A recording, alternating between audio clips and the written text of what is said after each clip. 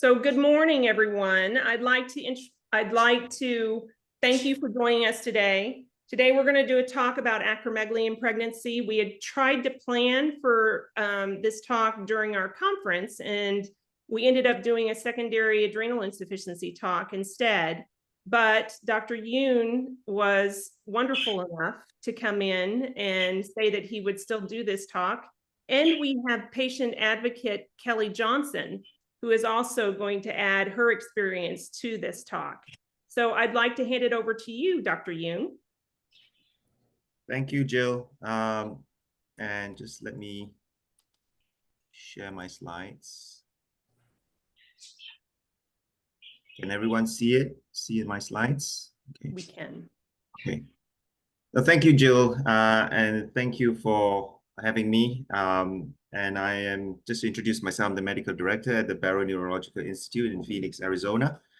And I also have the pleasure of having Kelly Johnson, who is a patient of mine, who will also share her, her journey and also her experience, which I think is extremely vital and important that for everyone to hear. And I think it will be fun. So I will start off by giving a short talk on acromegaly and pregnancy for the next 10-15 minutes, and then I'll hand over to Kelly. So these are my disclosures. And well, I think it's important to understand what happens during pregnancy in patients with acromegaly. The first thing to note is the fact that in a normal pregnancy, and if you don't take acromegaly into consideration in a normal pregnancy, the pituitary gland typically enlarges anyway and tends to get larger as the pregnancy progresses throughout the weeks. And so you can see here in these two MRI images, the first image is the pre-pregnancy image. And then the second MRI here, you can see the noticeable enlargement of the pituitary gland. And this is normal. This is to be expected. Typically, we would say the enlargement tends to occur by about 30 to 50%. And so it's important to note that if, I know this is rare, but if MRIs are undertaken during pregnancy, it's important to note that this is not an abnormal finding, okay? And so how does it impact fertility and the ability to conceive and to get pregnant? Well, if a person who has acromegaly and who has underlying, say, for example, a tumor on the pituitary gland, as you can imagine, if in a normal pituitary gland enlarges, so does the possibility of the tumor itself can enlarge as well. And so there is an increased tumor mass effect on the pituitary that also reduces the secretion of these hormones. And as you get more pregnant, if you like, there's also the increase in prolactin as well. So before pregnancy occurs, these effects takes place and can actually reduce the fertility of women who intend to get pregnant. But somehow there are still pregnancies that actually can still occur after conception occurs. So, but these are the factors that can actually affect fertility and reducing the ability to get pregnant. So if you look at the figure here on the left-hand side, you see normal pregnancy. On the right-hand side, you see acromegaly pregnancy. And I'm sure you can see there are somewhat differences in terms of these hormonal levels. On your left-hand side, you see that as pregnancy progresses, particularly beyond 20 weeks onwards, placental growth hormone increases substantially in the last 20 weeks of the pregnancy. And by increasing placental growth hormone coming from the placenta, the pituitary secretion of growth hormone decreases. This is through the negative feedback. But because placental growth hormone continues to rise, it somewhat takes over the responsibility of driving up the IGF-1. So even in normal pregnancies, you see IGF-1 can go up and can actually cause IGF-1 levels to go into acromegaly ranges. On the right-hand side, you see patients with acromegaly. You see that the growth hormone levels do not come down as placental growth hormone goes up, because in acromegaly, the negative feedback of the effects of growth hormone on the pituitary is impaired. And as a result, pituitary growth hormone secretion continues to occur.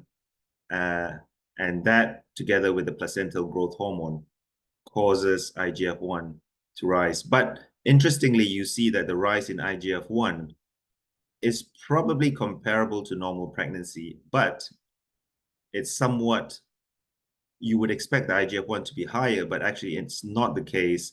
And we think that may be related to the fact that as pregnancy progresses, there's more and more estrogen being produced. And as we know, estrogen is an important hormone in reducing the effects of growth hormone on the liver to reduce IGF-1 generation. So it kind of balances it out somewhat to control the IGF-1, if you like, back down, or reduce the IGF-1 level back down so that it doesn't rise too much during acromegaly pregnancy. So what happens when in acromegaly patients when pregnancy is discovered? I think the major question is, should medications be continued during pregnancy? And often you would anticipate that pregnancy is often discovered beyond 6 weeks or more after the woman discovers that she's pregnant. And certainly we don't have much information on the effects of these medications on pregnancy. Certainly, there's very scarce data on women who stop medication before becoming pregnant. And likewise, there's really very little data on safety in those who are on medication. And that's simply because the numbers aren't that great, aren't that high anyway. For those of you who are on somatostatin receptor ligands, SRLs, we also don't quite know whether biochemical escape occurs or not. And certainly we have not seen much in the way of fetal abnormalities, fortunately. And also, fortunately, the tumor growth is not terribly extensive, which means that surgery is actually rarely needed during pregnancy for the pituitary tumor. However, because of the lack of data, the consensus is to stop all medications, just like any other medication that you would consider during pregnancy. But because of the pregnancy and the effects of pregnancy on acromegaly, which stresses the body out as well, and also with the effects of growth hormone, and when you stop the medication, the risk of diabetes and hypertension or high blood pressure can be increased. So there are several medications that we use for treatment of acromegaly, as you well know. The first type of medication is SRL, or somatostatin receptor ligands. And there are studies that have shown that there's a slight transplacental passage of some of these medications that seems to occur by passive diffusion from mother to fetus. Although whether or not this translates into a negative effect, we don't quite know yet. However, we do know that most of the cases of those patients that we have had to treat with octreotide is uneventful. The other medication is Somavert or pegvisomant. Again, the numbers are small. And however, whatever the data we have, again, fortunately, does not seem to suggest that there is a negative effect on pregnancy outcomes. It does cross into the breast milk, And so you will still find some levels that can be seen in the breast milk, but again, they are still very low, and in fact, has not been shown to be detrimental to the fetus. What about dopamine agonists, which is another type of medication also used to treat acromegaly? And again, you see that, in fact, bromocriptine is a medication that we tend to use because it's been around much longer than cabergoline. And we use it a lot in patients with high prolactin levels and has worked to help restore ovulation.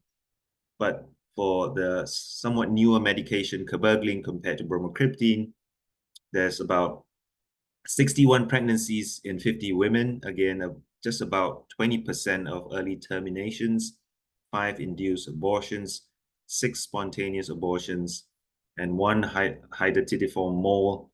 But vast majority, over 80%, live births. So again, in the grand scheme of things, the safety of cabergoline seems to be intact, or at least seems to be reassuring. However, again, like any medication during pregnancy, if you don't need it, it's obviously suggested that we should stop it. This is again not many. This is kind of a summary of all the published papers looking at the different types of studies in patients with pregnancies, and you can see the numbers are obviously very small. Perhaps Philippe Caron's paper from France in 2010 is the largest series of patients. Again, you see that pretty much the theme is somewhat consistent. The maternal outcomes are unremarkable, and very small numbers of negative effects on the fetus, and some reports of gestational diabetes and hypertension occurring, but otherwise, the overall outcomes seem to be extremely reassuring. Talking about diabetes and hypertension, you will see that the risk of diabetes does increase during pregnancy, more so than hypertension. But that, again, is to be not surprising given the fact that when you stop the medication, growth hormone levels go up, as I shown you earlier. And even without acromegaly, the risk of diabetes rises as well, which is why often in pregnant women, the testing for diabetes is uniform and consistent throughout every patient. So it's not surprising that the risk of diabetes does go up. So in summary, the placenta takes over the control of the growth hormone and IGF-1 secretion. There's no indication to use medication to control growth hormone hypersecretion or tumor size during pregnancy. If medications are needed for whatever reasons, often when the disease is bad or rampant, whatever data that we have that's available seems to suggest there is really no adverse consequences on mother or fetus.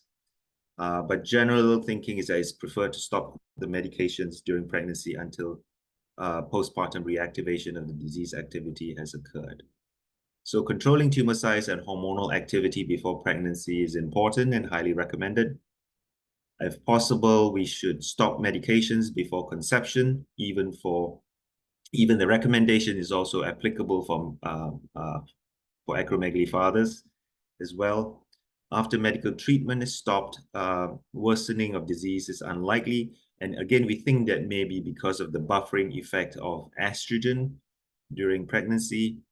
But the effects it has on blood sugars and blood pressure needs to be monitored closely. And obviously, your OB needs to pay close attention, particularly to these factors, the sugars, the blood pressure, and also the size of the fetus. If medical treatment is needed for whatever reason, the medications can be considered as they seem to be safe, but the data for a large series of data is still lacking. To detect increases in tumor size early, I think it's important also we should advise our patients to undergo testing of their vision. Usually I would say at every trimester, and only when abnormal to undergo an MRI. So we don't want to do an MRI unless we have to. If there is an unacceptable increase in tumor size, then surgery may be needed. But thankfully, like I said, this is not common. Tumor expansion can occur during pregnancy, and breastfeeding sometimes may actually facilitate that. So sometimes we may actually not encourage breastfeeding. So this is the picture of the tallest man in the world, and I managed to get this picture from this little guy here. Remember, this was in the 1940s. It turns out that he had this picture taken with him, and when he had a daughter, it turns out his daughter had acromegaly and was my patient, and he very kindly gave me this picture. So thank you for your attention, and I will hand over to Kelly. I'll stop sharing now and hand over to Kelly for her part of the talk. Thanks, Dr. Yuen. Hello, everyone. My name is Kelly Johnson, and I am extremely honored and happy to be here to share with you guys. And for those of you that are present, thank you so much for coming. And for those of you not present and this is recorded, I hope that this information is really useful to you guys. And I hope that I can be a resource for any and all of you that are out there. As Dr. Yuen has stated, he is my doctor. It has been an amazing journny with him. He has been an advocate for me in every way, shape, and form. I firstly want to say that finding the right doctor is definitely the way to go, because having that support and having that listening ear, as well as having that person who listens to your needs as opposed to dictating your needs, is crucial and beneficial on this journey. And Dr. Yuen is a prime example of that person for me, because he knows what is best for me, but he also knows what is best for Kelly Johnson. Meaning that if injections are something that are scary for me, then we look at alternative methods. He doesn't just say that's the only method. So knowing what methods are out there, finding the right doctor is crucial on this journey, especially during pregnancy. Finding a doctor that is willing to work with your other doctors, finding a high-risk doctor that is willing to work with your doctor, if possible, in the same facility, makes it quite easier for them to be able to communicate with each other when it's all in the same, housed in the same platform. So I'm going to go ahead and share my screen here. It's not too much information. A lot of it's more of me talking and then sharing some pictures. Here we go. Make sure it's sharing.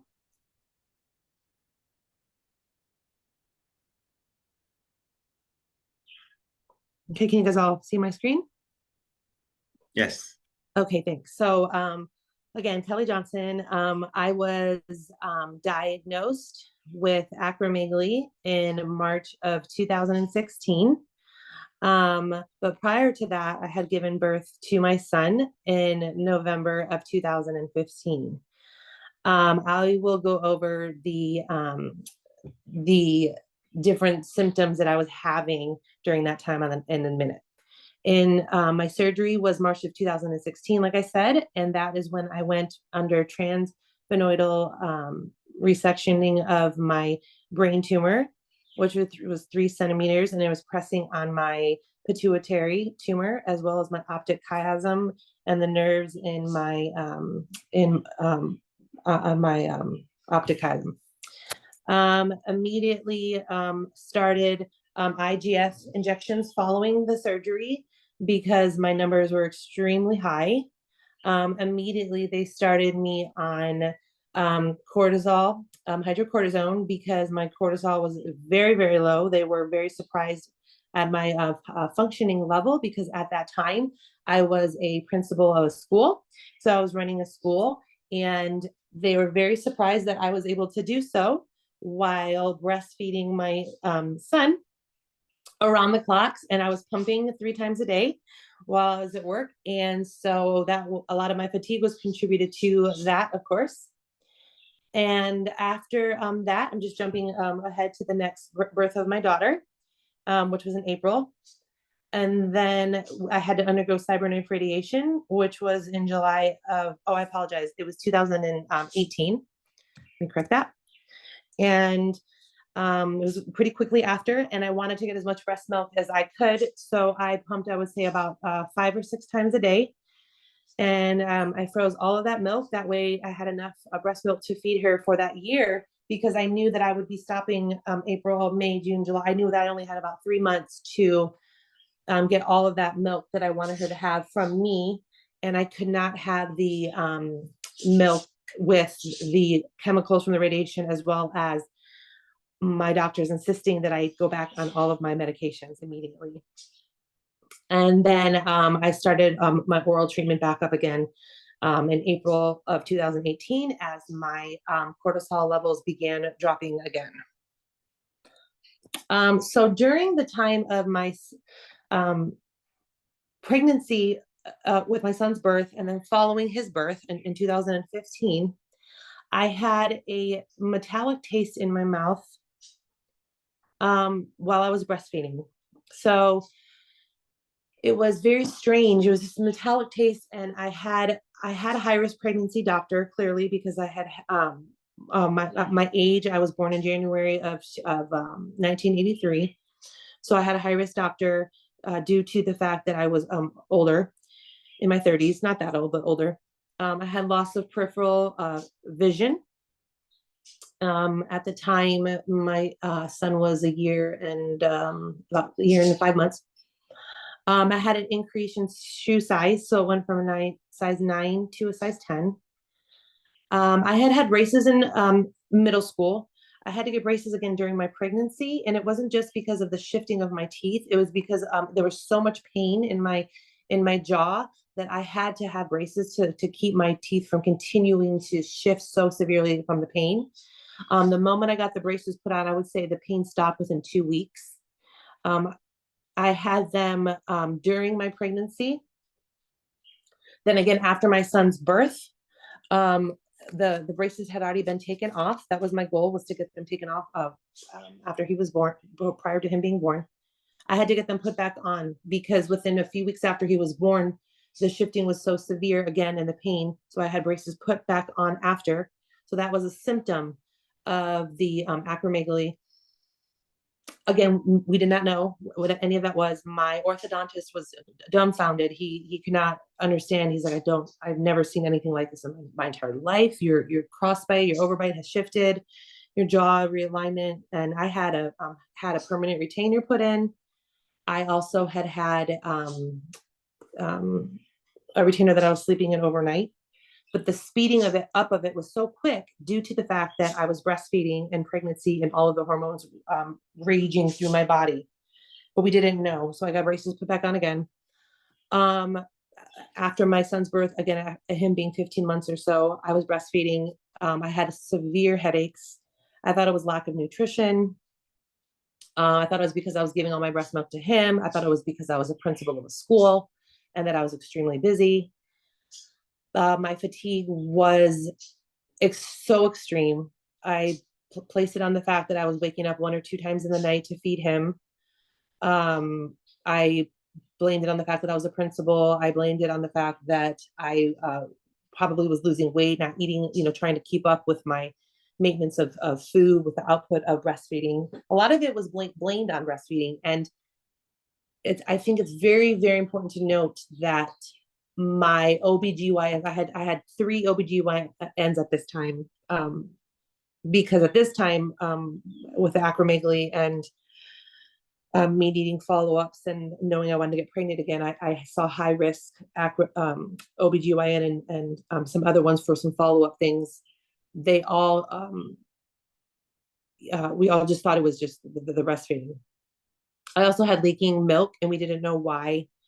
And the milk would just leak, and we were like, wow, the baby's gonna have a lot of milk from, that was, again, that was during the pregnancy.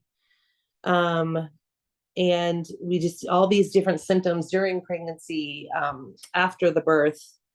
And I know a lot of you guys may have questions about what was it like during the pregnancy.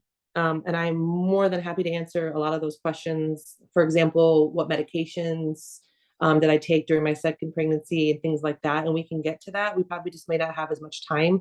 And it's an option to also do a second presentation for that as well.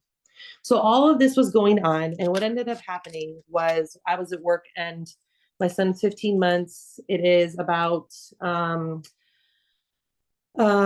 it's March of 2016, which is the, when the surgery occurred. It was March 6th of 2016, and my peripheral vision just went out. It just was gone. I couldn't see anymore at all. And I, was rushed to the hospital, who then said to me, we need to do a scan of your brain. So they did that, and then they said you have a 3-centimeter brain tumor on your brain, in your brain.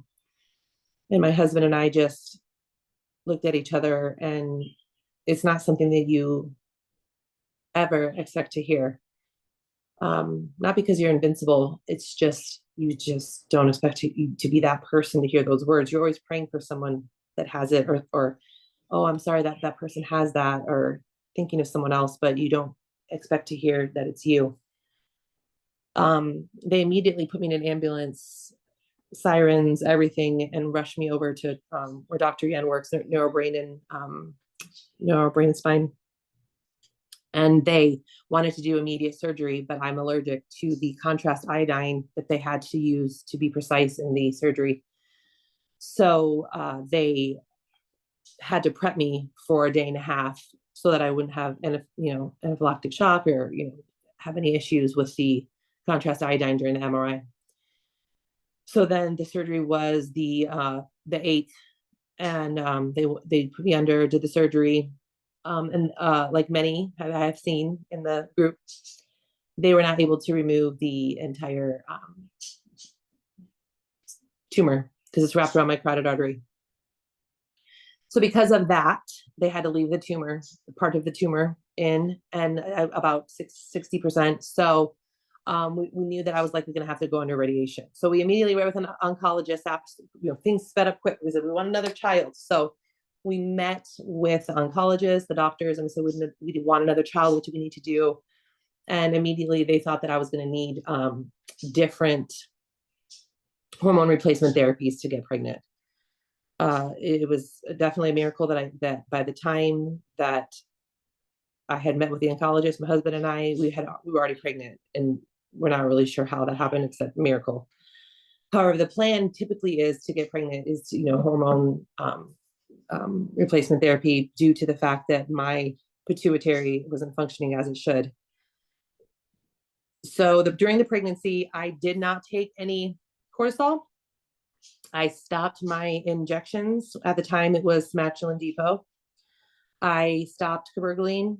I stopped all my medications because there was not enough information to know what would pass to the placenta and not, and how it would affect the baby. It was very trying. It was trying because of the exhaustion during the pregnancy. It was trying because of the swelling of my entire body, due to the fact that I was not taking any growth hormone therapy whatsoever. So as we know, the joints swelling, the hands, the feet, the pain and the stretching, headaches and whatnot. But I will say that the positive is that it was like something in my body knew to take over chemically. So different things took over where they needed to, and different replacements of hormones and whatnot took over where they needed to, because a lot of my blood work improved. Because my tumor is also a prolactinoma, not just a growth hormone, emitting hormone. That regulated, different things regulated my need for hydrocortisone decreased, but it was still low.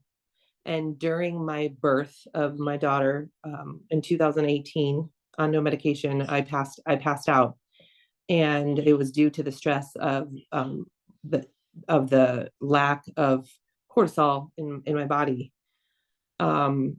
Looking back on that, it's interesting. I wonder how I would have done it at that time, because typically you updose with adrenal insufficiency in high stress situations.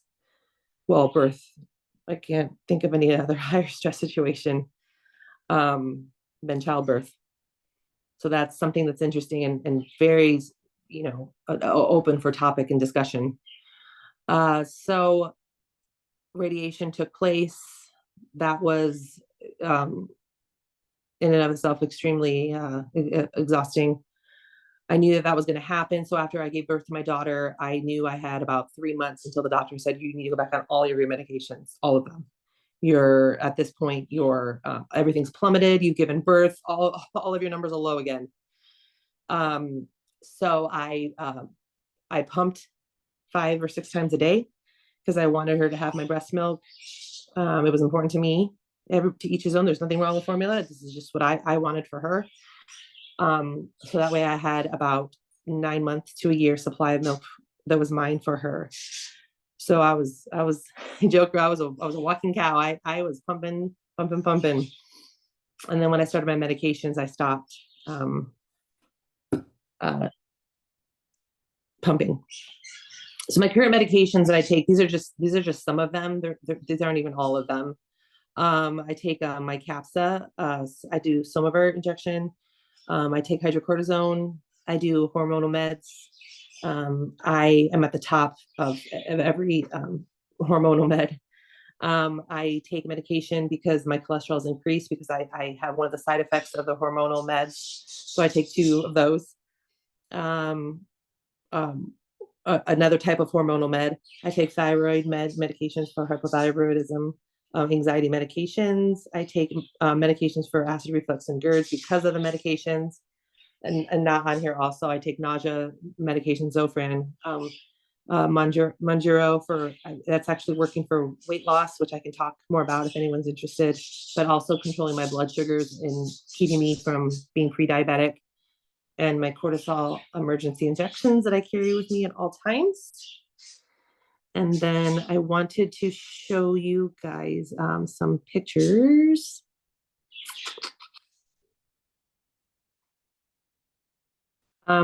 So this is me in 2018,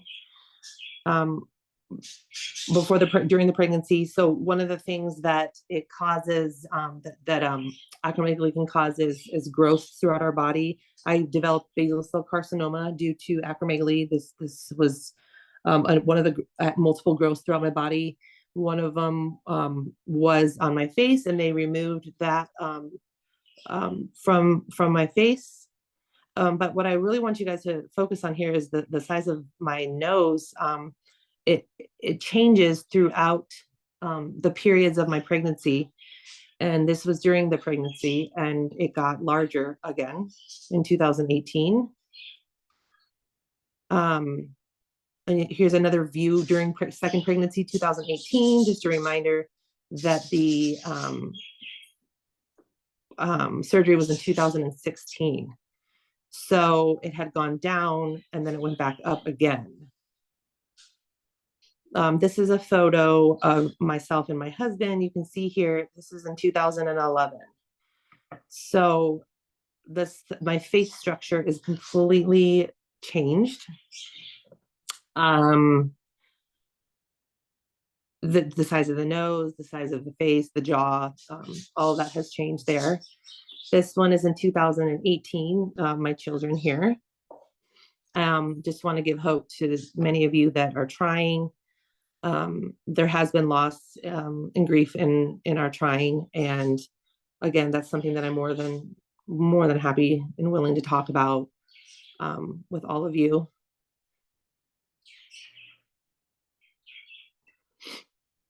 This is just another picture of 2019. So she was born in 2018. My nose started shrinking back down again. Facial structure started shrinking back down. Here's just a picture of my teeth. It was just a reminder to talk up to you guys about how that changed during the pregnancy and shifted. Just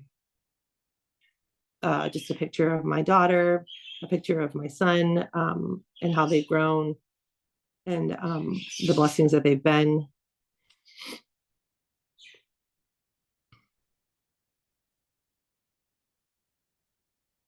Okay, let me just push this here. Okay.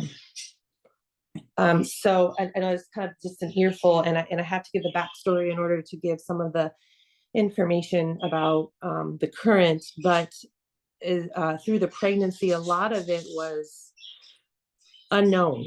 And I think that that was one of the hardest things for me, was the unknown, because acromegaly is unknown in so many facets and in so many areas.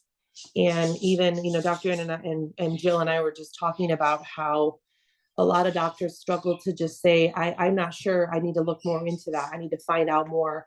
And because of the unwillingness to say that, sometimes the research isn't done, or the background information isn't done. And so we aren't given the answers necessarily that we need, or the research to be found that is needed. For example, updosing during birth, or what medication is it, benefits versus risk. Do you continue taking the shot? Do you not continue taking the shot? But I know some of you guys have questions about what was it like trying to get pregnant? What was it like being pregnant? What was it like breastfeeding? I'm open to any types of questions. After my birth with my son, and then after my acromegaly surgery, then after my birth with my daughter, because of complications with the acromegaly and the growths, I had severe complications vaginally, and I had complications with my hormones, and I had to actually do a biopsy of my vaginal area because of growth and lack of hormones, because it was so low. That was an experience. So there's so many experiences that have occurred due to, you know, pregnancy and hormones, and just the journey that I have been on, my husband and I have been on, and what it's been like to have these diagnoses, and it being unknown and not having answers, but also wanting you guys to know that there's major hope out there, because I'm a walking candidate of that hope, but also that there's hope in finding the doctors and not giving up, and you know, definitely not giving up no matter what, because as discouraging as this disease is, and these diseases are, there is absolute hope, because I have all the diagnoses. I check off all of the diagnoses under the acromegaly category. Truly, I haven't listed them all because I'm trying to focus on the pregnancy portion. But it's one of the hardest things I've ever done, is carry two children, one unknowingly with acromegaly, the second knowingly with acromegaly and adrenal insufficiency. So I think that about wraps it up. I hope that's helpful. And I just want you guys to know that I'm available, and I'm here, and you are not alone. You're not alone. So thank you so much for listening. Thank you, Kelly. So we do have a couple questions. Yeah. Let's see. I'm going to start at the first one. You know, you didn't, Dr. Yuen, you didn't talk a lot about postpartum regarding pregnancy. From what we've seen within our women's group, you know, we have patients that have been within remission from this disease. And during pregnancy, even those with active acromegaly, some of their symptoms disappear. And then after the baby is born, they go into full-blown acromegaly again. Can you talk a little bit about that? And then we'll go to our next question. Yeah. So there are many different different scenarios that can occur. I mean, and Kelly has just illustrated beautifully what actually happened to her. What the first pregnancy not knowing she had acromegaly, and the second pregnancy she knew she had acromegaly. So I can only give you general scenarios because we don't see a lot of these types of scenarios, as you can imagine. But we think that what happens is that in general scenarios, in patients with acromegaly, and we think that the growth hormone actually in itself is quite helpful in facilitating fertility. And we know that to a certain extent. And then we also know that when pregnancy or conception occurs, then there are many changes that actually takes place during the pregnancy. And one of the things that actually helps the disease during the pregnancy is the fact that as women will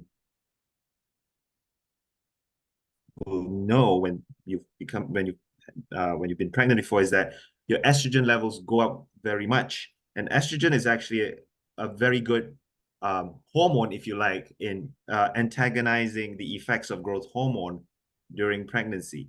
And so, not surprisingly, you will see that during pregnancy, the disease itself actually gets better. And I've actually joked and told some of my patients, actually, you know, the more pregnancies you have, the longer you can actually achieve control. Although obviously that's not possible, but and that's because of the effects of estrogen. And in fact, many years ago, estrogen was used as a form of treatment for patients with acromegaly, apart from surgery, when we didn't have any drugs those days. So, and when the estrogen levels decline after pregnancy, that's when the disease kind of takes over again. So that's one possible scenario.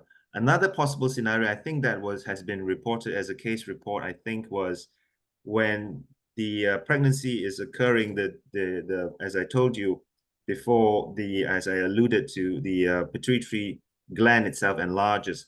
And there was a case report where apoplexy occurred during pregnancy, and it's almost like it almost killed off the tumor itself fortuitously.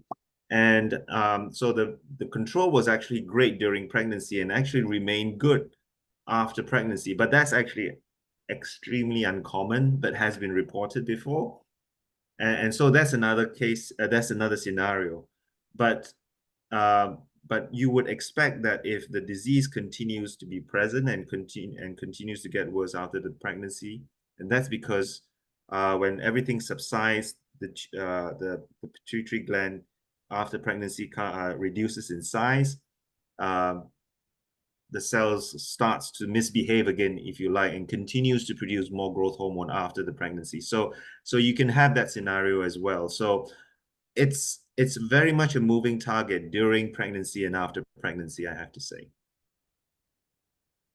So another person asked about breastfeeding. I know that you spoke regarding breastfeeding and that some of it goes into the breast milk. In the past, I've heard that the SRLs, the molecule is too large to go. Yeah, into the breast milk. So the general consensus is that isn't that much SRL that goes into the breast milk.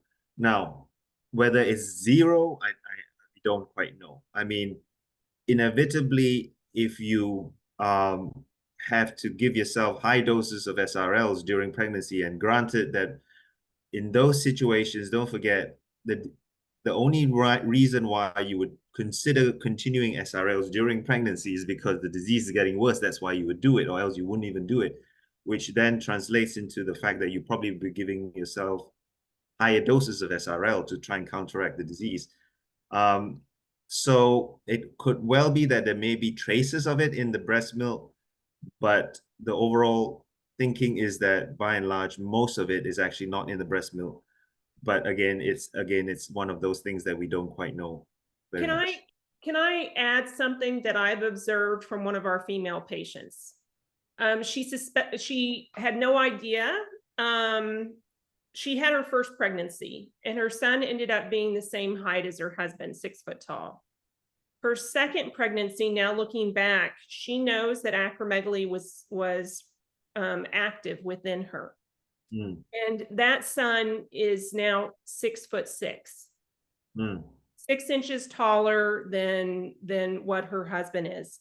On her third pregnancy, by that time she had been diagnosed. And because of the aggressiveness of her tumor, she remained on SRLs mm. throughout some of the pregnancy.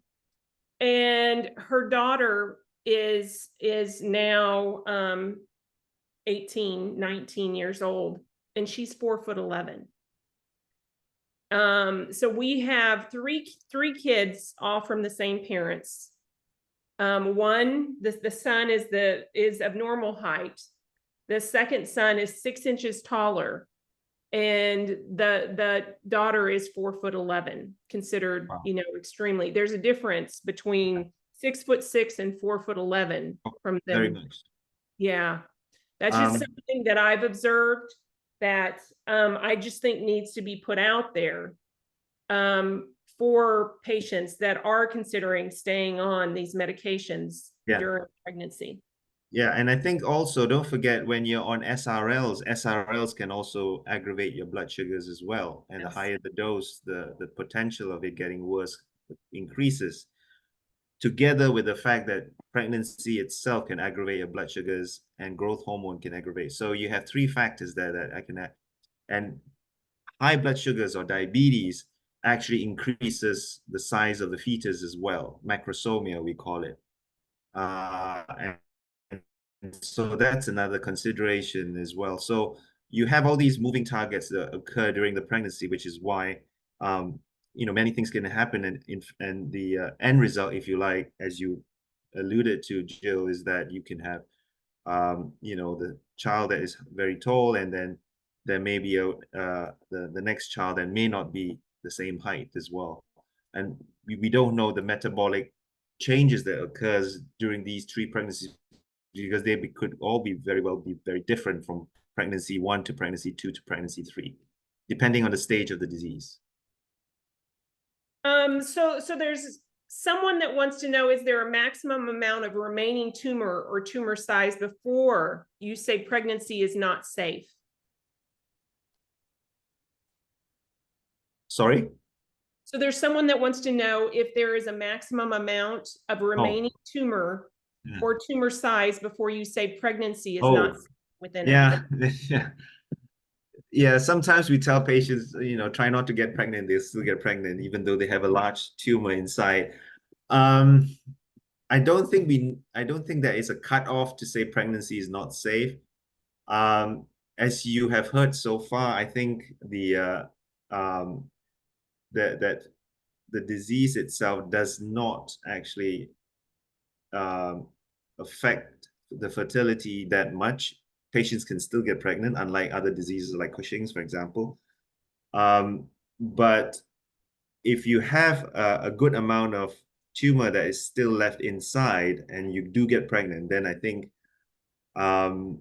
it's important, because you're then concerned about the possibility of the remaining tumor continuing to increase as the pregnancy progresses. And the main thing that we're concerned about is obviously the headaches and also the effect it has on pressing on the optic nerve, causing visual disturbance. So, and if that happens, then I think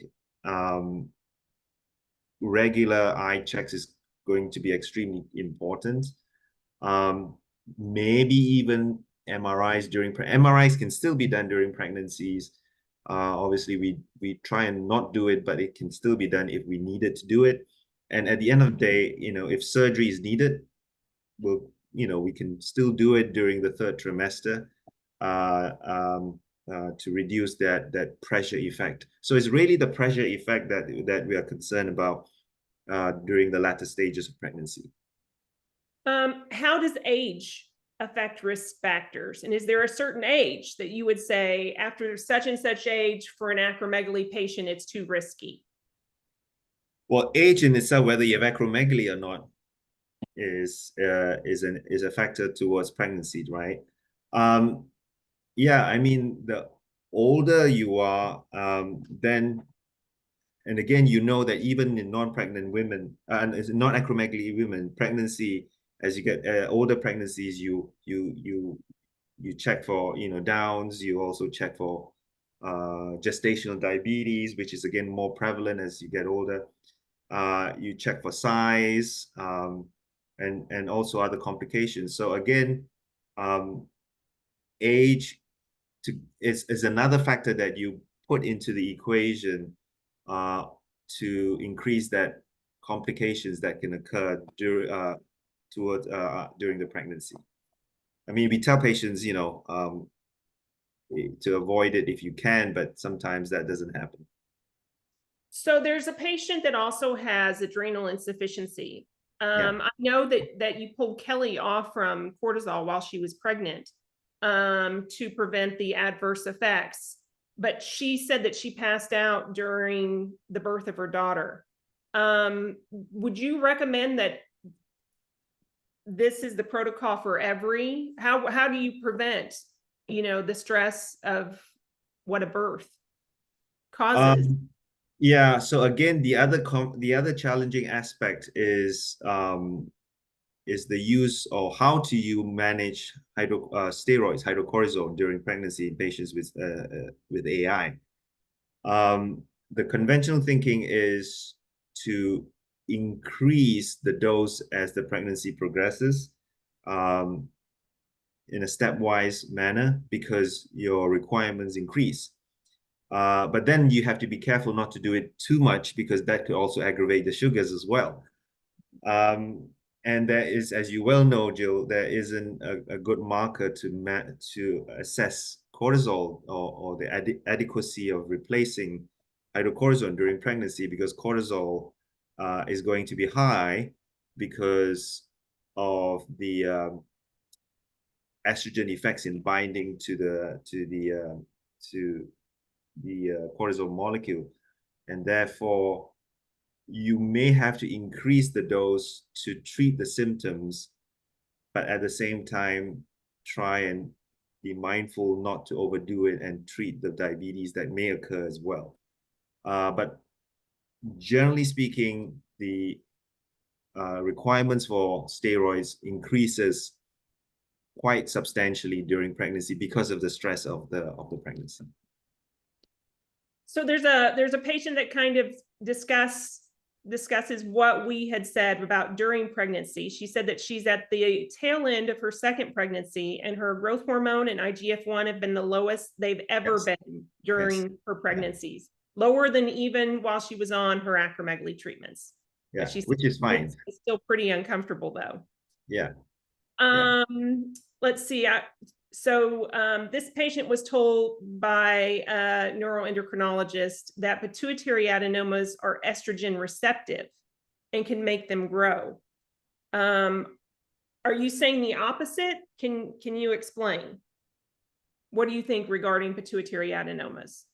Well, pituitary adenomas will, the normal tissue in the pituitary wing is estrogen receptive as well. That's why the pituitary gland overall enlarges because of that.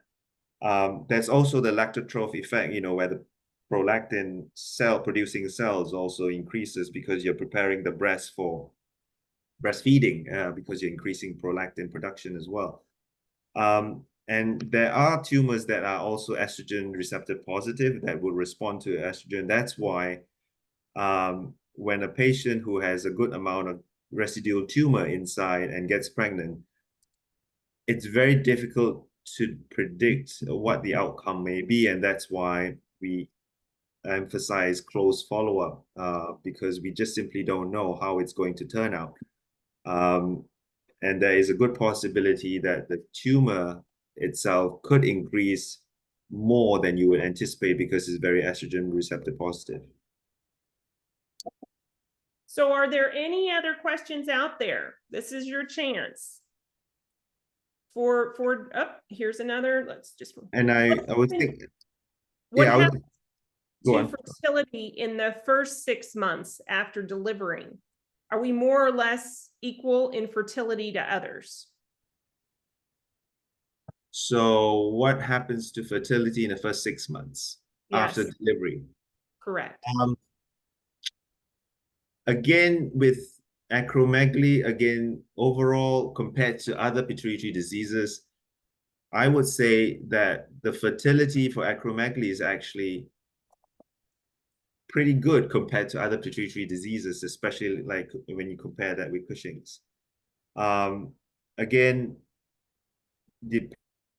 depends on what happens to the growth hormone that occurs after acromegaly, after the pregnancy, after the baby is delivered. So if the growth hormone remains low, for example, and the other gonadotrophic hormones are affected, then maybe the fertility chances could decrease. But most of the time, if the growth hormone goes up, levels continues to rise, or if growth hormone levels continue to remain in the same range, I think the fertility aspects of it remains the same compared to before pregnancy. So again, one has to be mindful of using the appropriate contraception during that time, even during the time when you're breastfeeding, because pregnancies can still occur. Does anyone have any remaining questions for Kelly? I want to thank Dr. Yuen and Kelly for doing this talk with us. And if you have any other questions that you wish to submit to me, I'm happy to present them on your behalf, because this is going to be recorded and put on our YouTube channel. Acromegaly is something that, while it's managed, you can still have successful pregnancies. So often I hear patients that say that they were told that they absolutely could never have any children. And I see it every day, patients being able to have successful pregnancies, and the babies are perfect, and this is just something that needs to be well managed for the patient. There's one more, just wanted to share that I'm open to share my story and answer questions about